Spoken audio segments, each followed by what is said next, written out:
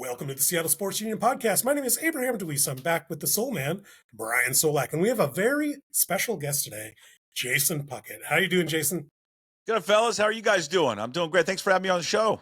Oh, we're excited to have you. We've been wanting you for a while, and the Soulman here, he got you. And now we get to ask you the big, hard-hitting questions about your personal life and maybe a little bit about sports as well. Yeah, perfect. Well, Brian just better not lose my boat that's up at the place where he works at. I was just going to say your boat is safe. It better be, Brian. It better be safe up there. I don't want to come back in the spring and then find out that, hey, it's gone. Brian, enough. did you tow his boat? No, we have a separate business, storage business. It's like a boat, like a storage, a boat storage place, Abraham. Yeah. So okay, Jason, when you mentioned that though, Brian in his daily job is a tow truck guy, and I'm like maybe he repoed your boat. I was curious what was going on there. I'm going to come back and all the parts are going to be missing off of it, probably, right, Brian? No. Nah, they're great guys up there, and I've been keeping up there a couple of years, and we just stumbled. I don't even know how it started, Brian. We just kind of stumbling, talking. I think you were probably wearing some Coug stuff, and then we just started talking about the Cougs and kind of went from there. Yeah, Exactly. Well, we've covered some, and obviously Brian went to Wazoo, and I gotta say, probably my most miserable day ever, Jason, was covering the Cougs, where young Mr. Solack got to sit up with Jim Moore eating prime rib, and I got stuck on the sidelines getting drenched. Who were you working for? Us, Seattle Sports Union. Oh, you were working for you guys. You were down there covering it. Yeah. Well, how did he get up? How did he get upstairs? He tricked me somehow. He used his cougarly wiles on me and got his way up there, and I ended up with drenched to the bone. Which one was it? It was it 2018? Who were they playing? I think it was. Was that the Eastern game? Maybe it was the Eastern game, but it was downpouring and Abe was just crying the whole time. Oh, it's miserable. It was miserable. No one wants to be outside when it's pouring rain. That's awful. But he went to the Coug during the game, so he was happy. There you go. I mean, you know what? You make up for it when you go to the Coug, though, right? How'd you like that spot, Abraham? I enjoyed it a lot, but I do have to say that there was a nice little beer garden you guys also had outside the stadium, next, like in between the Coug and the stadium itself. The practice field. Yeah, the practice field. The Coug zone. Yeah, that's not bad. Not bad. So you take him to the tailgate spot, Brian? Take him to the RVs? Not the first time. Was it the first time? Yes, that was the second time, and that's where you ditched me to go hang out with a friend. There you go. Man, Brian, I mean, the Soulman, he kind of leaves you for dead over there. He does. He does. Just you for the tailgate. He's up eating prime rib in the press box and sticking you down in the pouring rain on the sideline. Boy, I mean, when you got friends like that, Abraham, why have enemies? Yeah, exactly. Lord. Jason, you've been doing this for a long time. We're relatively new to this. You've been in this business. I think we read 22 years in radio. And now you're starting your own business here.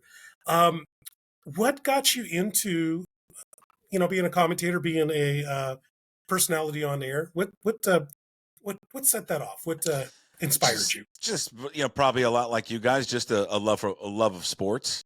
I just love sports. Since I can remember, and I've told the story many times. But when I was in 8th grade, I ended up doing a job shadow, part of a school project in my junior high, and my job shadow was Bruce King at Como TV, who did the local sports. For people who don't know, he was probably the best sports anchor that Seattle has ever had. And I was enamored by all those guys that did sports on the local news. Right, there was no sports radio back then or anything like that, and the newspapers. I loved all the columnists, and just I would devour both papers. I mean, people probably don't even remember there used to be 2 papers in this town, and then one would come in the morning, and then one would come in the afternoon. I can't remember. I think the Times came in the afternoon. PI came in the morning, and so I loved those anchors like Bruce King, Wayne Cody at Channel 7, Tony Ventrella, who just recently passed at Channel 5, and he bounced around everywhere. Rod Simons, who's passed away a couple of years ago, was at Channel 11. I I adored those guys, and just I couldn't believe that they got to sit there and talk on the TV for 5, 6, 7 minutes about sports, and I just thought it was the coolest thing in the world. And so I did a job shadow with Bruce King. So 8th grade, I was 12, 13, and I mean, it was kind of really cemented after I came home. I told my parents, I said, I know what I want to do. I want to talk sports for the rest of my life, and I just pursued it all the way through, high school and college at Washington State, great broadcasting school, and after that, just kind of bouncing around some different radio stations and Southwest Washington and Oregon, and I made my way back to Seattle. But yeah, I mean, from a very early age, this is what I wanted to do. Right on. What care to share one thing that you learned from Bruce King? I mean, Bruce King was amazing, but is there something that stands out? Wow, that's a great. Probably, I guess, having just spent the day with him, I'm 13. There's probably not too much I can take away. I think just watching him over the years was just he had a showmanship to him a little bit that I don't think people realize. The way he would talk, and he'd be like, he'd do the good sport mug. If people remember, they'd be like, the good sport mug. But the way he delivered it, it was like he was on stage, and he delivered it in almost in a theatrical way. So I think I took a little bit of that. I mean, this is, what we do is, in essence, performance theater. It's not, that really at the heart of it is what it is. You're performing for an audience, and he did it better than anyone. Absolutely. Absolutely. I'm curious. So where'd you go to high school? Kent Ridge High School. We are KR. Oh, wow. Okay. Beautiful Kent Ridge, the old Chargers. Yep. 1992 state champs basketball. We went to Blanchette. Yeah. Oh, Blanchette. Everybody, my God. Jeez, I live in Ballard. And then my son who plays football plays with all these kids from Magnolia. Okay. Tackle football. And every one of them goes to Blanchette. Everybody's trying to get everybody to go to Blanchette. Oh, you got to go to Blanchette. Blanchette this, Blanchette that.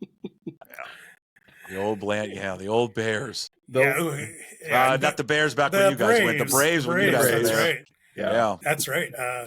10 years in a row, Metro Wrestling champs. There you go. Yeah, woohoo. Cross country state champs too. Cross country, yeah.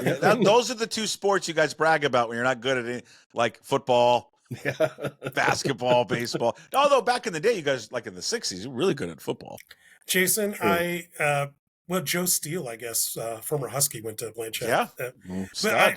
But I went to try out for the basketball team in Blanchette, but we had a habit of like recruiting kids from all over. I went into the practice. A private school recruiting? Yeah. No. Well, it could be worse. It could be Bellevue High that was recruiting. Yeah, you guys are all the same. No. But I went into the first day of practice, and I was pretty good in 8th grade, and then I just turned around, walked right out.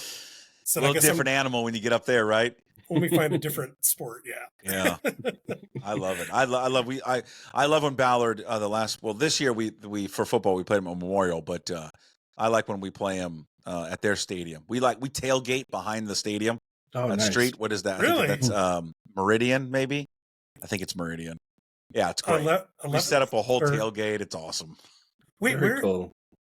Now I'm trying to. Anyway, it doesn't matter. Did they have the football stadium there on the campus when you were there? It was a pilot. Oh, you're talking about Blanchette? Yeah. No, we didn't have that stadium when we were there. Okay. Yeah, so now they have that stadium that's on the campus. Yeah, we barely had chalk and chalkboards. I mean, that's how long ago we were there. Yeah. But no, tailgating. I would have never imagined that in a million years. We tailgate all the time at Memorial. Oh yeah, it's fun.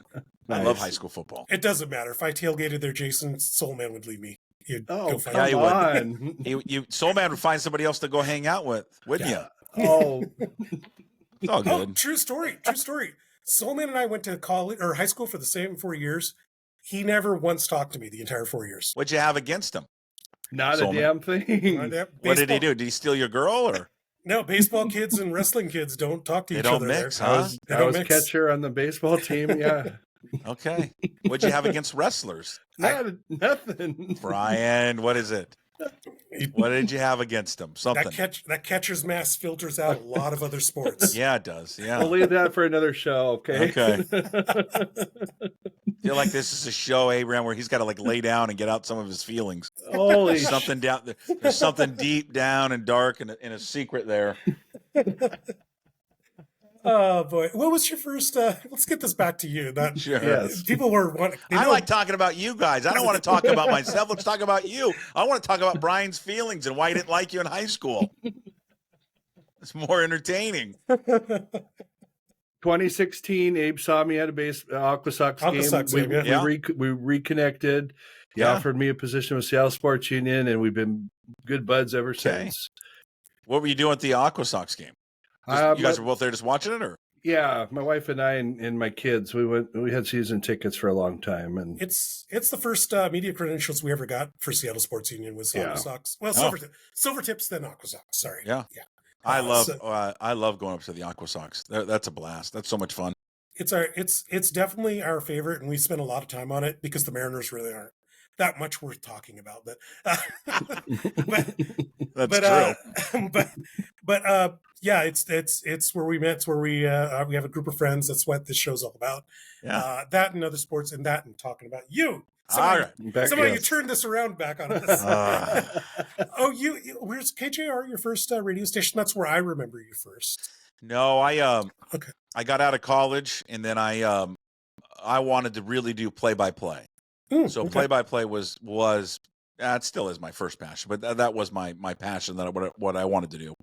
So I interned at KJR, and then when I graduated from Wazoo in 2000, I applied to a bunch of jobs, and I mean, it was one of those where I just pulled out, like went to the library. I mean, this is before like where you had to like look up like all of the radio station names. There wasn't like anything on the internet about it, like where these like local radio stations would be. And I just started making a list of all of the small town stations in the state, both in Washington and Oregon.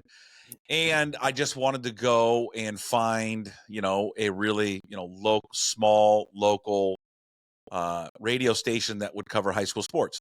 And so then I ended up working at a cluster down in Longview, Washington. KBAM, KEDO, were some of the other stations, were some of the stations there. They would cover Mark Morris of high school sports, and then R.A. Long sports there as well. And then so I got hired there, and my role was I was the football voice. They had a long time play-by-play guy there, but they hired me to come on and kind of be the color analyst, but then I got a call like half the game.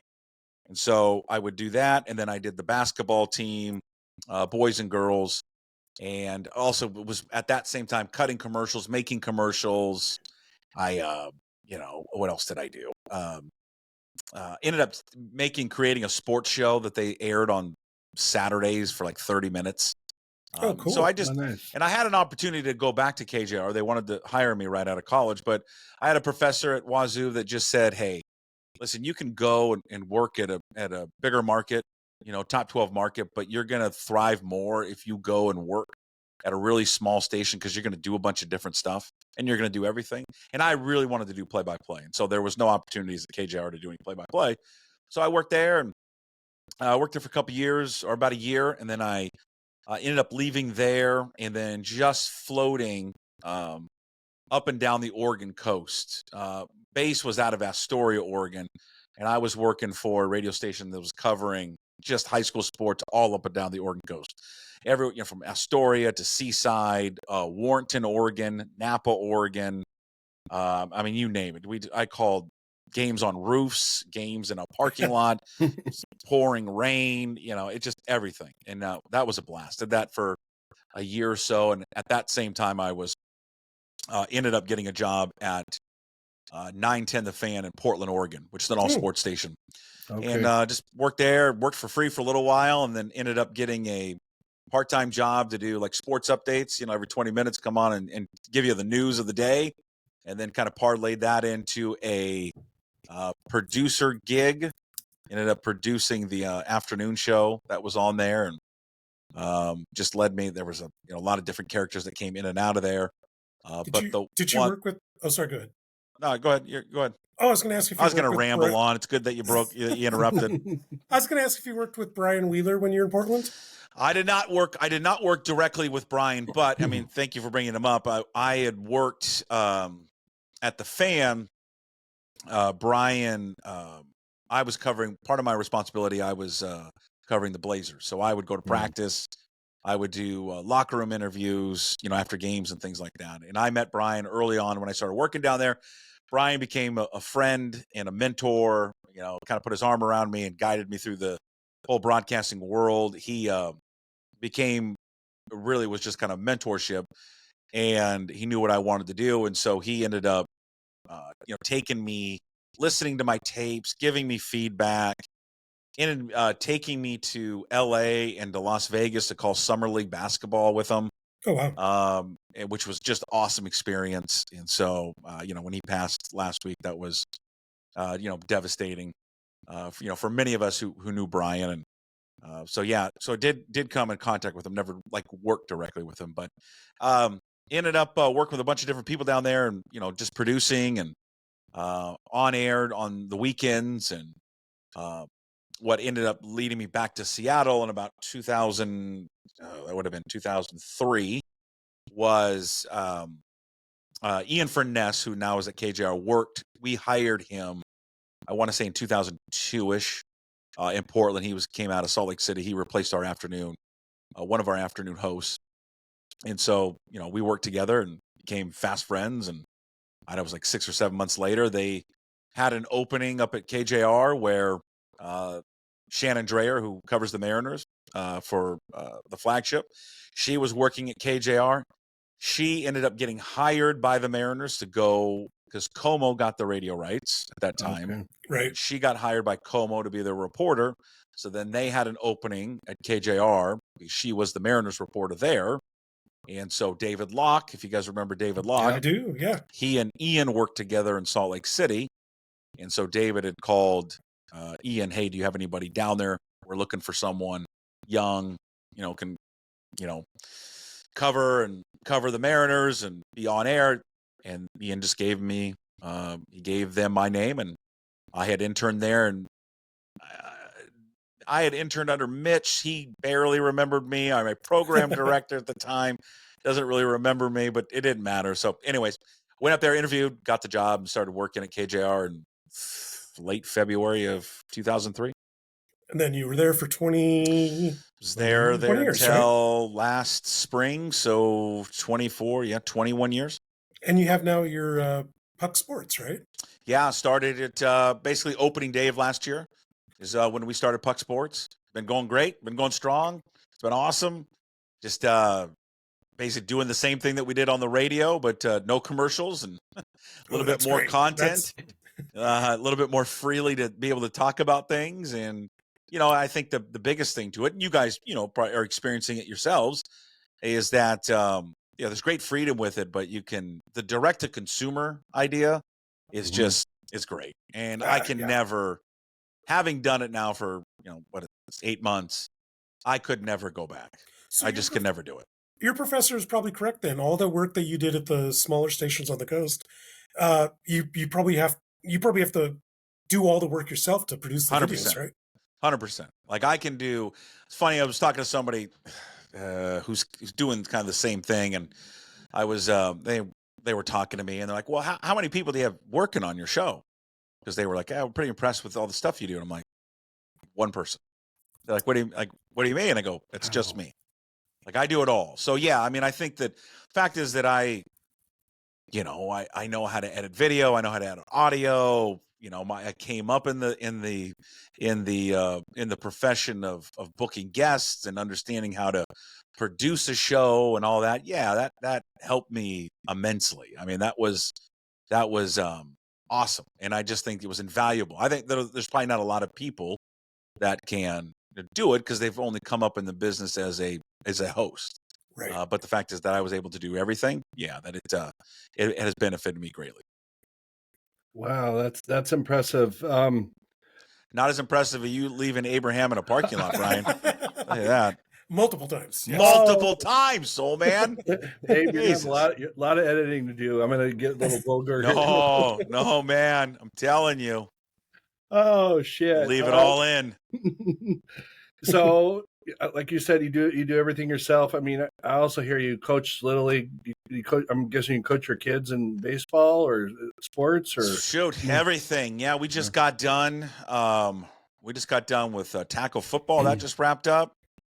We've got. I've been roped in to coach the middle school basketball team, so that will start here shortly.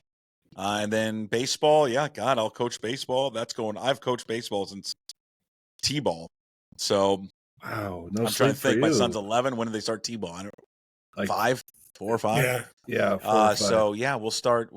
Yeah, baseball's right around the corner. I mean, we started last year like February 20th. Why do we start so early? It's miserable.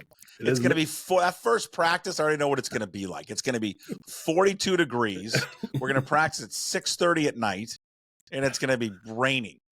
No, that's not fun. Well, okay. I mean, you can always send your kid to Kent for stride line or Ridgeline. What is it called? Drive line. Ridgeline's a car, Abraham. No, send him indoors. Yeah, we just need a big. We need like something that's like the Kingdom. We need that back so we just can play in there in the winter. God, honestly. No, thanks. I think. Come on! Don't you miss the Kingdom? No, I went. I went to plenty of games where they restricted us in center field from going to where the rich people are. They actually blocked you off in the outfield. Like, weren't you a Pepsi Junior Mariner that we always snuck across? No, I didn't have rich parents like you. Shit! Come on. Best I got was a slap in the face and a cigarette burn. You got sent to Blanchette too, so yeah. I mean, listen to you. Did you just complain about not being able to send the rich folks, and you went to Blanchette? I went on scholarship. Come on.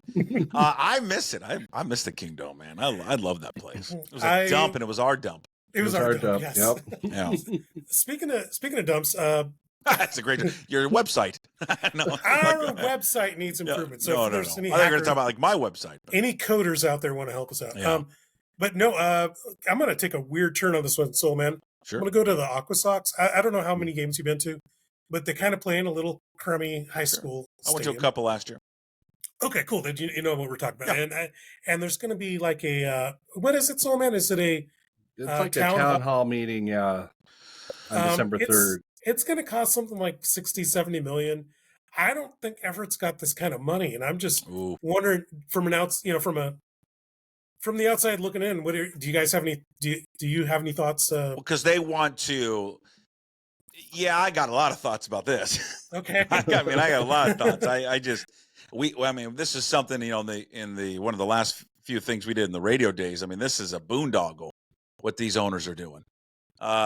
This whole thing is brought on by Major League Baseball, right? Because everyone that is affiliated, an affiliation of a professional team, has to bring up their stadium and their locker room clubhouse to Major League Baseball standards.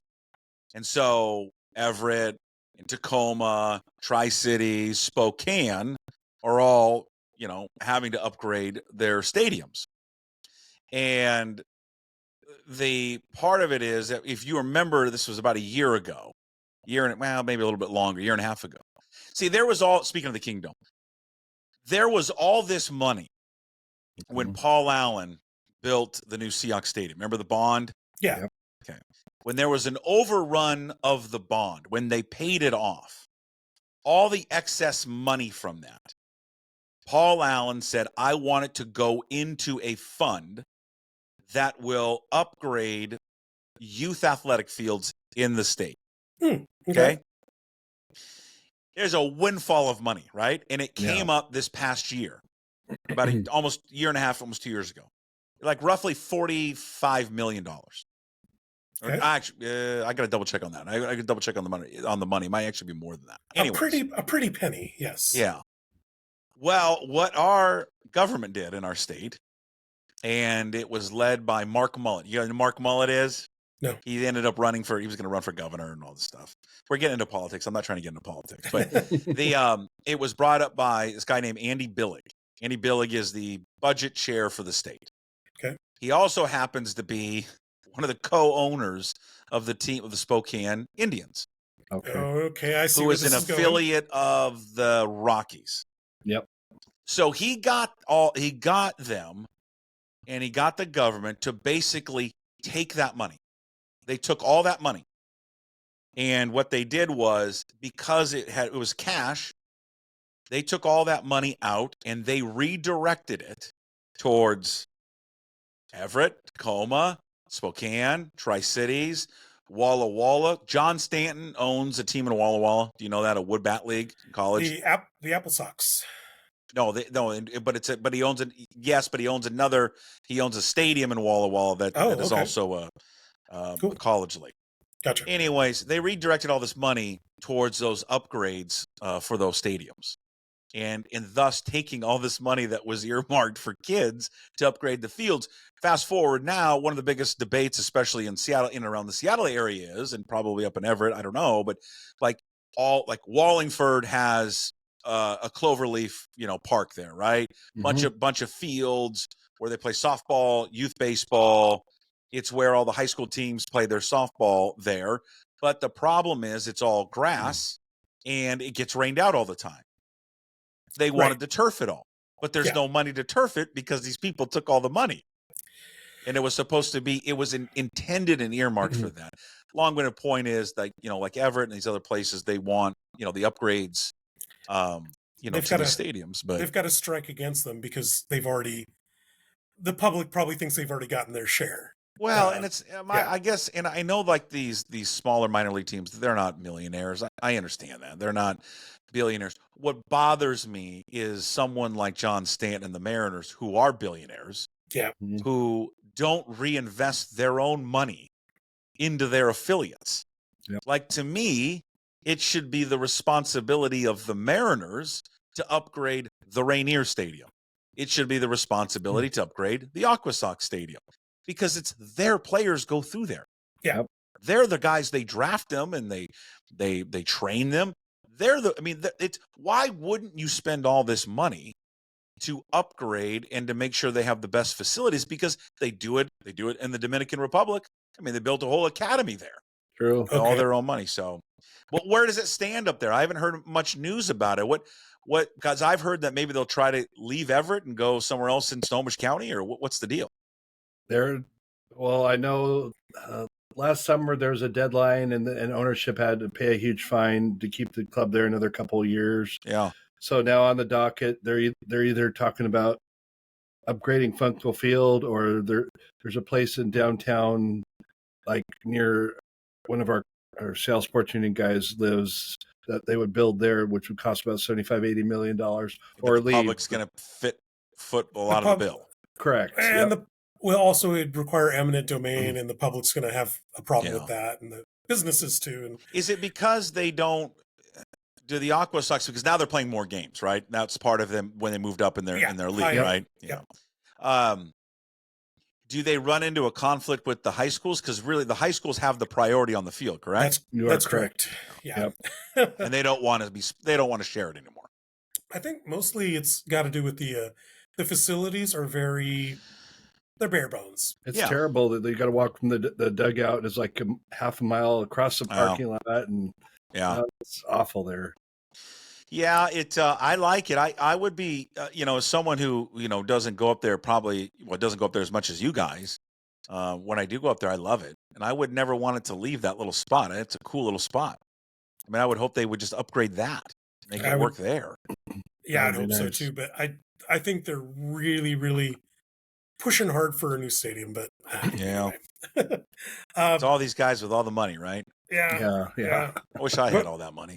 Well, the guy who owns the Aqua Sox, he owns 3 other minor league teams. Yeah, I think he's got money too. Yeah, you pay for it. How do we got to pay for everything? It's like with the Mariners. It drives me nuts with the Mariners. Like, it does. How they call it a public park, right? Because they classify it as a public park, right? And they say that's why they get money from the county. Like when they do these stadium upgrades, they pay very little. They make the county pay for it. And their reasoning is because they classify it as a county park. Let me ask you, can you the 3 of us go there right now and go play catch? No. So how's that a county park? Well, exactly. Well, I mean, it's How's their that a public park? It's not a public park.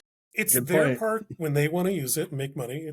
It's our park when it needs to be upgraded. Think about that. They claim they literally will tell you to your face, a straight face.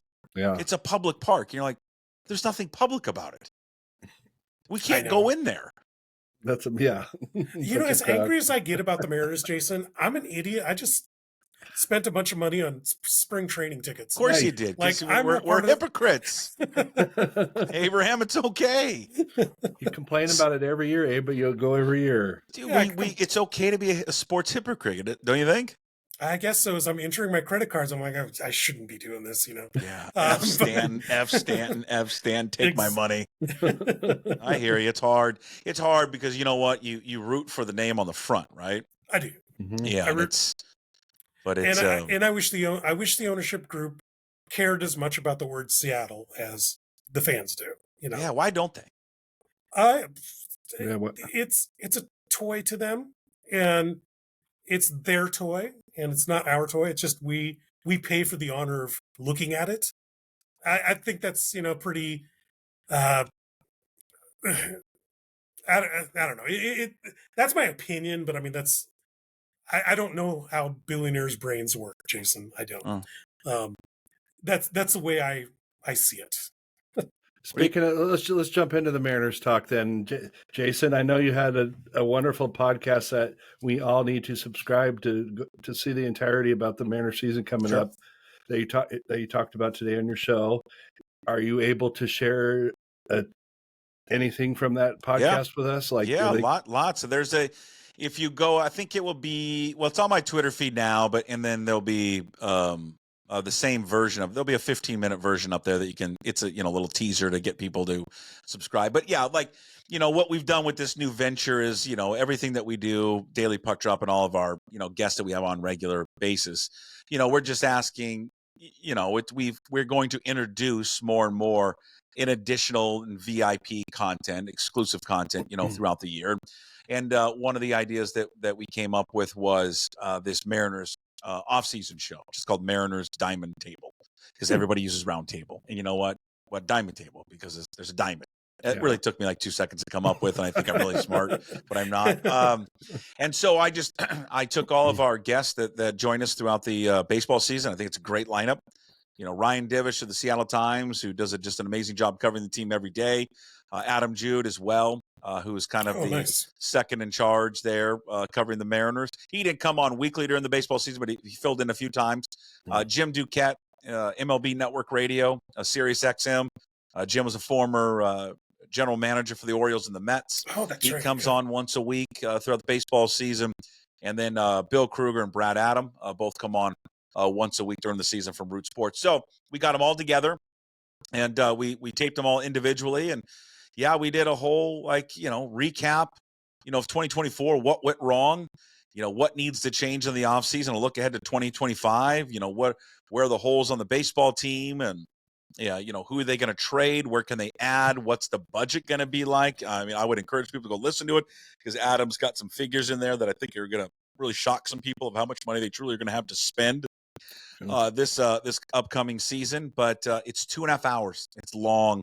It is a long show, and you can there's a 15-minute free version of it that is up on my Twitter page at Puck Sports, and then also will be up on my YouTube channel starting tomorrow. But the full show, you just have to go sign up and become a Puck's Posse community membership. I really look at it as like community radio more than anything. You're supporting, all the content, but with subscribing, you get access to all of it, the free stuff and also the exclusive stuff. And you can go to pucksports.com. It's probably the easiest way to go, pucksports.com. And at the very top of the banner, you'll see a link that will take you to the community page and sign up. And it's a hell of a deal. I mean, it's $5 a month, or 10% off if you sign up for a year, so $54, and you get everything for that. So basically, don't eat out twice during a week, and you can afford it. But it was I think that they're not going to have a lot of money to spend, unfortunately, and I think the conclusion was that you're going to see them, Soulman. You're going to see them really piecemeal it again together. Piecemeal it again. Band-Aids. They're going to take flyers again on guys. You're going to have another, unless they do something shocking, another like Polanco, Colton Wong-ish move, and try to get by. And, maybe bring Justin Turner back. There's been some talk about Carlos Santana. They're going to have to really live on the margins unless they trade one of these pitchers, which they've been steadfast against. I wouldn't be shocked if they trade Castillo, but yeah, they're not going to be big players for big free agents. Okay. Why are they risk averse? What? Because they run it like a business rather than a sports team. That's why. Okay. And they want to make money every year. And that's their problem. Is they look at just the bottom line. Budget. Do we make a profit? Yes or no? And a good owner or a good ownership group looks at the big picture. And the big picture is, how can we win a championship? Like, what do we need to do to win a championship? If we've got to lose money this year, but you're telling me in the year from after that, or 2 years after that, we win a world championship, think of the windfall you have by winning a championship. All the money you get from that. Added revenue, left and right. They don't think like that. And I think what gives you a good indication of that, I'm getting choked up. Sorry, guys. I don't know if you guys remember the interview this past spring training. Paul Sylvie did the interview for King 5 with John Stanton. I'm going to paraphrase. I probably have the audio somewhere. And they asked him a very similar question, did Paul. And it was a great question how we set it up. And Stanton's response was, I don't want to be like the Kansas City Royals, where, we go to 2 World Series, we win one, but for then the next 7 years, we're no good. And I just thought, and he goes, because I want to have sustained success. Mm-hmm. And I watched that, and I've been saying it for years, because I don't believe that he truly wants to win. I don't think he has a burning desire to want to win. And I saw that interview, and I said, it's cemented now. He doesn't care about winning. He doesn't. Yeah. It doesn't burn at him at night, where it burns other people. He wants. He'll take 10 straight years, 88 wins, maybe get in the postseason, maybe not. But if our attendance is good and people are spending money and they're buying all the stuff, going to spring training like Abe, that's good for him. And that's good for the ownership group. And that's unfortunate, because you are the stewards of a public trust is what they are.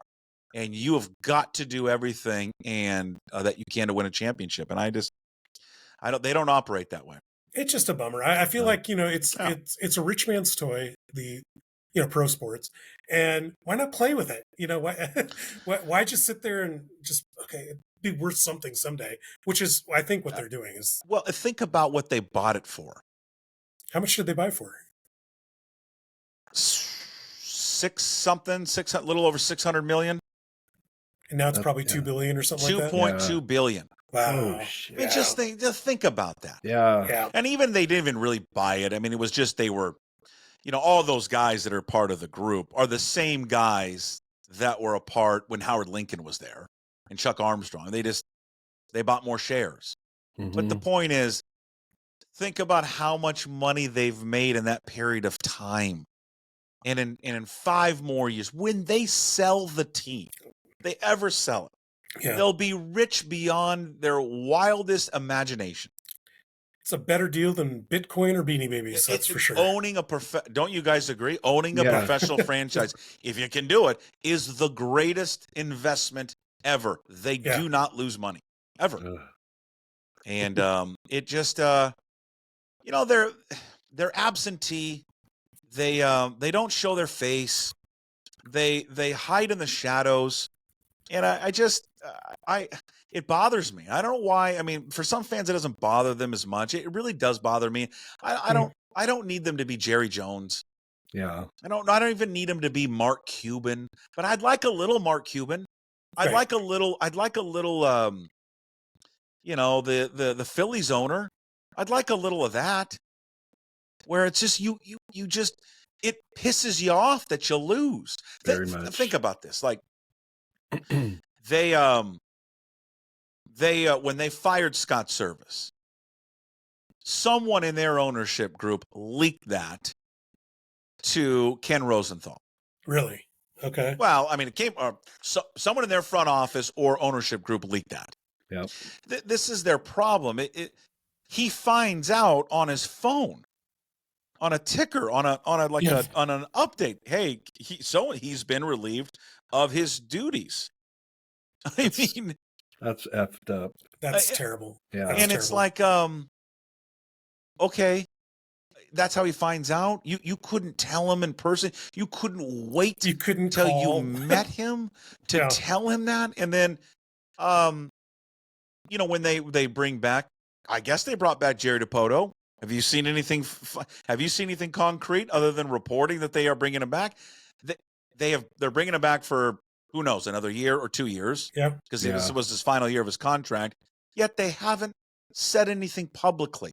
They didn't hold a press conference at the end of the year. They didn't do anything. Nope. They hide from people, and I don't know. It's a real bummer, man. This fan base deserves so much more. Oh yeah. Don't you guys agree? Oh, 100%. Right? 1,000%. We've been rooting. Yeah, obviously we've been rooting for them since 1977. I mean, it's a ridiculous. Forget how much older you guys are than me.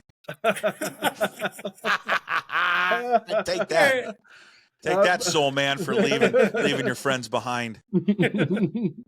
You got me there. You got me there. Can we talk about a different team that's a disaster, Brian?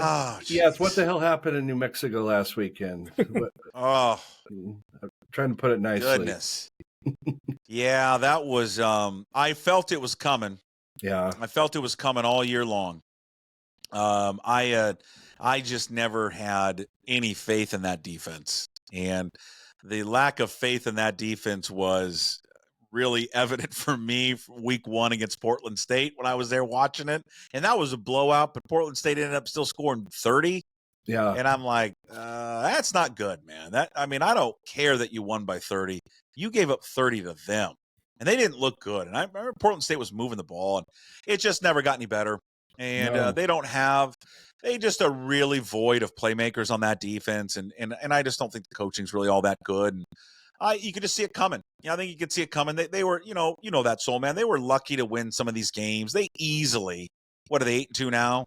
Yes. Right. They could easily be 6-4, 5-5, because San Jose State, they lucked that one out. Fresno State, San Diego State, all those games could have gone differently. I thought they, everyone, Husky fans want to say, oh, we woulda, coulda, shoulda on that one. We should have won that game. I disagree with that. Of course, I'm going to disagree with it because I'm a Coug, but I thought they outplayed them that day. I wouldn't say that about San Jose State. No. Or San Diego State or Fresno State. I don't think they outplayed those teams. I think those teams lost those games. So, yeah, it's a bummer, but hell, they're 8-2. They got a chance to finish out the season strong, go 10-2, and I know their record wouldn't be 10-2 had they, if they were playing in, the Pac-12. Pac-12, but, correct. Hey, whatever, they're not, and that's their record, and I'm going to enjoy it. It's been a fun year. It's been fun. It's been fun when they were in the playoff discussion. That was cool. Does Dickert? I know you talked to Dickert a lot. Does he have the huevos to fire the defensive coordinator? I don't know. Yeah, that's a good question. It's. With their financial situation, they're kind of probably a little bit hamstrung of who they can hire. True. And, what kind of attractive candidates can they bring in? I just haven't been, Jeff Schmedding, by all indications, I don't like firing people. It's not fun. And I don't even like saying it. I really don't. I mean, you got a family and friends and kids, and it's miserable. There's some people in our business, right? They love that. They love firing everyone. I don't take any enjoyment in it. I just don't. I didn't really see any improvement with the team this year defensively. Now, is part of that because they don't have a lot of playmakers on defense? Yeah, I looked at it today. I mean, they lost a cornerback in the portal this last year. Arizona State was Javon Robinson. He's starting at ASU. Yeah. Miami's starting linebacker, Maugoa. Mm-hmm. We had him. He was our linebacker. He left 2 years ago, but he'd be a senior. He'd be a middle linebacker, and he's a stud. Yeah, a freaking warrior. So, I mean, they lost a few guys, but I just, that last game in particular, there just was not a lot of adjustments defensively. And they kind of sat back and played the same thing. Yep. So I ask a lot of people, and I ask, is college football better? It's to a person. No, it's worse. The playoffs are going to have 3 lost teams, and now, and like everything, there apparently are no contracts for NIL deals. So like your quarterback is getting offered $1 million by some nebulous, unknown entity. Dun dun dun dun dun dun dun dun. How do I get like interested in my college? When these are just trading cards getting passed from kid to kid. Who do you root for, Abe? UW, but it's kind of weird because I went to Miami and I had to reconcile that hatred. Wait a minute. You're a Hurricane? Yeah, I got my doctorate at Miami. Yeah. Okay. But you root for UW? Well, you have a great season this year. You'd be a Hurricane. I got my master's at UW. Okay. All right. But no, Miami. You went to Eastern too. You went to Eastern. Yeah, I got the whole thing. You got everybody. Like you root for the Seattle U, Gonzaga. Do you root for all those teams all those pennants? Not Wazoo, but so Gonzaga, Eastern, Washington, Miami, Seattle U. Yes. Yes. Oh my God. I have personal connections or degrees from those. When Gonzaga plays Washington, who do you root for? UW. I grew up a UW fan, so that that's kind of actually Eastern's the top because that was my undergrad. Okay. Actually, North Seattle Community College, if they had a team, Jesus, man, how many teams do you have? Pick a damn team. Lord, Soulman. Now I know why you left him. There you go. But anyway, your quarterback. Yeah, it's hard. The whole NIL. I don't know how this is any better than what we had. Well, it's awful. I mean, it's good and it's awful at the same time. Yep. I've always been a big advocate and supporter of these guys making money on literally their name, image, and likeness. That's what it's called, then NIL. Yep. And I would always say that why do these guys not get a percentage of their jersey sales? They should. I always think of Jake Locker and, how many guys walking around, including you, Abe, and Husky fans with back in the day a number 10 jersey. Sure. And I know it didn't have his name on the back, but who it was for. It is. It was for Jake Locker. Like if Cougar fans are walking around, doesn't have a name on the back and it's 16, you know who that is. That's Ryan Leaf or it's whoever, just pick 17. It's Jason Gesser. It's just, who the player is. And I always thought he should get a percentage of that money. Yeah. That should go to him. Like they used that at UW. I remember they had a deal with AT&T and AT&T used to use Jake Locker's image in the stadium, like on a billboard. I'm like, how do you get away with that? Like that's him. He should get money. What this is not name, image, and likeness. And let me backtrack. Some of it is. The ones who do it the right way, it is their name, image, and likeness. But for a lot, especially with the bigger programs, it's pay for play. Yeah. It's just they're paying these guys to come to school there, and here you go. We're going to pay you. And they don't do anything extra at all. You brought up Mateer. I'll use Mateer for a second. John Mateer is getting paid through the NIL. He does commercials for a truck dealership. Yep. He does commercials for Northern Quest Casino, which is in Spokane. He doesn't do commercials, but he does a deal for a small mom and pop barbecue place in Pullman called Miss Huddy's. But part of his deal, he talks them up on social media, and then he brings, I think it's once a week, he gets to bring his offensive line there, and they feed him. Right. Point being is he does things to earn the money, right? Yeah. He does things. He does commercials. But, a lot of these guys, I don't know what they do. They just they have money. I mean, I'm not picking on Washington here for a second, okay? I promise you, I'm not. There's no doubt Jonah Coleman got paid, right? Yeah. Sure. Okay. What does he do? Have you seen a commercial for him? Have you seen him do anything? Nope. Nothing. There's nothing. I don't. And maybe if there is something out there that I don't know, then I'll retract and apologize. But I haven't seen him do a single thing. Will Rogers the same way, and I'm picking on those two guys, and I'm not trying to do that. But I'm just saying no, that it's fair because it's in our backyard. We see them. We Yeah. don't see them on TV. We don't see. But like last posters, year, yeah. okay, just so I'm not picking on Washington. Last year, I saw Michael Penix do a bunch of commercials. He did a bunch of commercials for Epic Seats because Epic Seats was paying him money. That's great. That's what it should be like. You want to use Michael Penix as a spokesperson. Great, then pay him money. So that's what it should be used for, and they need to regulate it. And to your point, Abe, if you enter into one of these deals, you have to sign a contract. They got to do that. You can't just take money and then be like, "All right, cool, I'm out. See ya." This kid at Nevada, I guess he never signed a contract, and when they didn't pay him, he's like, "I'm out." Oh, the UNLV quarterback, right? Yeah. We can't have that. That's going to happen if these things aren't. Or Damian Martinez. Do you remember him? He's running back from Oregon State. And where is he at now? Miami, right? Why is it Soulman? That was a trick question because he didn't know it, and he's supposed to be a Hurricane fan. Sorry, you wouldn't know.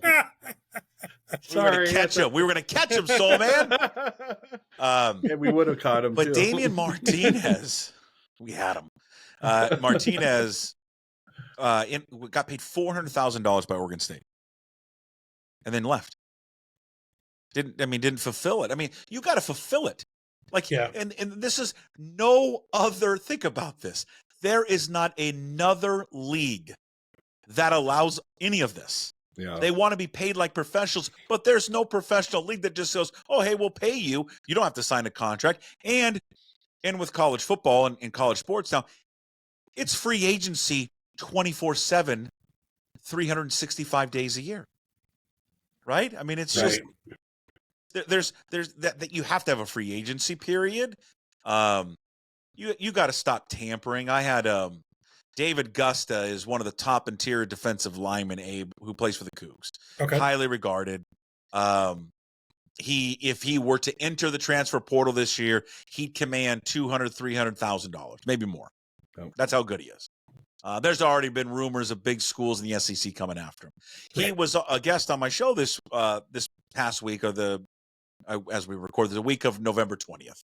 Because I know we can date these things. I always have to. I gotta remember the old radio days. So I gotta catch myself. And he said that he's had multiple coaches DM him, contact him through his social media channels. They call his mom nonstop. Wow. These are coaches. That's illegal. You cannot do that.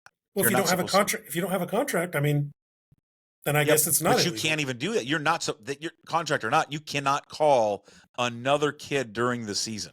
You cannot do that. That's against the rules. But there are no regulations because there's no arm for the NCAA. Look at it. But to your point though, for me, has it soured me on college sports? Yeah, I love college football. It's my favorite. It was my favorite. Still is, but it's hard because we're kind of thrown out to the pasture a little bit. And I don't know, I think even for Washington fans, I know it's cool to be in the Big Ten and it's great, but I mean, you didn't grow up playing Penn State. You didn't grow up playing Maryland and Rutgers and all that stuff. Honestly, the Apple Cup, first of all, at Seahawks Stadium, no. And then second of all, September, no. This doesn't mean anything. Anyway. We got time for one last question, Brian. Did you want to? There's so many we still want to ask you, but I know we're all right, go ahead. You guys take whatever. Go ahead. I don't care. Actually, I want to ask you about Ryan Leaf. Have you ever got a chance to talk to him? Sure, we had Ryan. We used to do a weekly show with him, and back in the day, and I still talk to him every now and again. Kind of text him back and forth. Yeah, he's doing great work. Yeah, he's always a good football mind. Ryan is, and I just wanted to say we got to interview him as well, and the guy's an amazing man, and I mean he knows what he did wrong, and I think he still gets a lot of shit, but he's going around the country doing things right now, talking to everybody, and he helped him, and his mom called me out of the blue because I reached out to him on Twitter because my wife and I were having troubles with our daughter who was a runaway, and he was there for us, and Oh, that's great. his wife. Yeah, I just wanted to throw that in, but Yeah. I just want to hear if you had the opportunity. I mean, I think it's hard when you're such a public figure, like he was or like he is, and you go through that. That's public, right? A lot of us go through some of those issues, and it's private.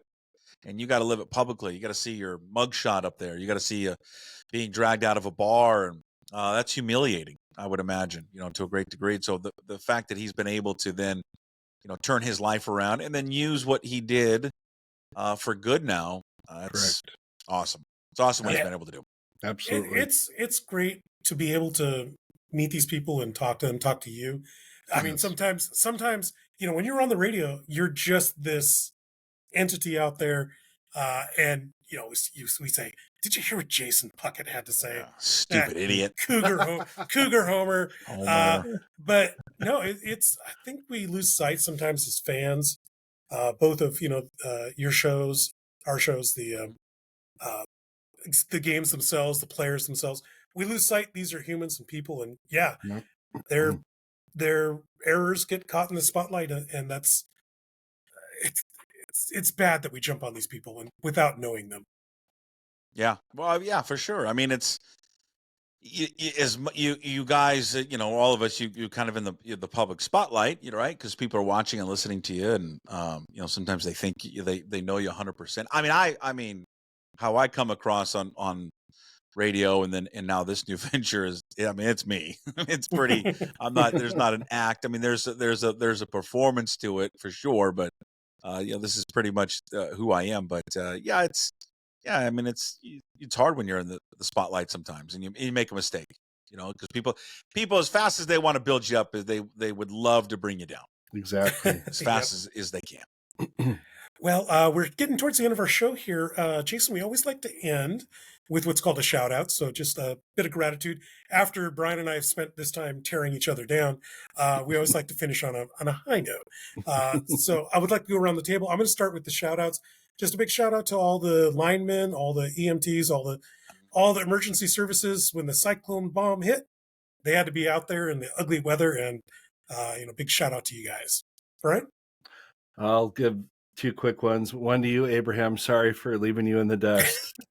Hopefully one day you'll forgive me. So sorry for all the future times you'll do it too. Yes. Whatever.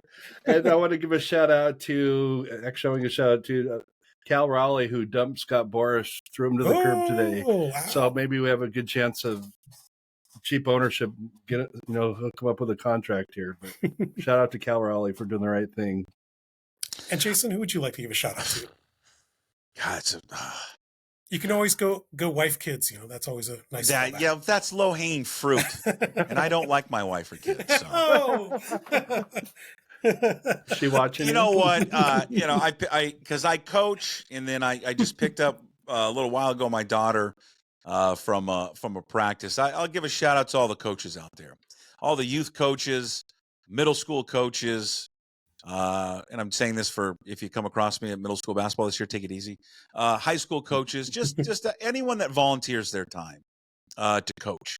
It is I think at times underappreciated what these people do, men and women do, to volunteer their time. A lot of times it's for no money, and they're out there because somebody else didn't step up, or they just love doing it. So,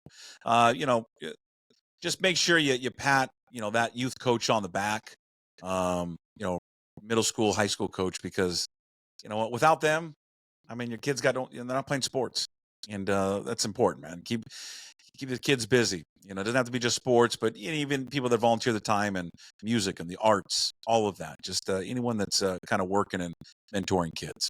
They're the best. Awesome. Fantastic. Well, I want to thank you, Jason, our very special guest, for joining us today. One last time, where can people find your podcast? Easiest place, just go visit pucksports.com.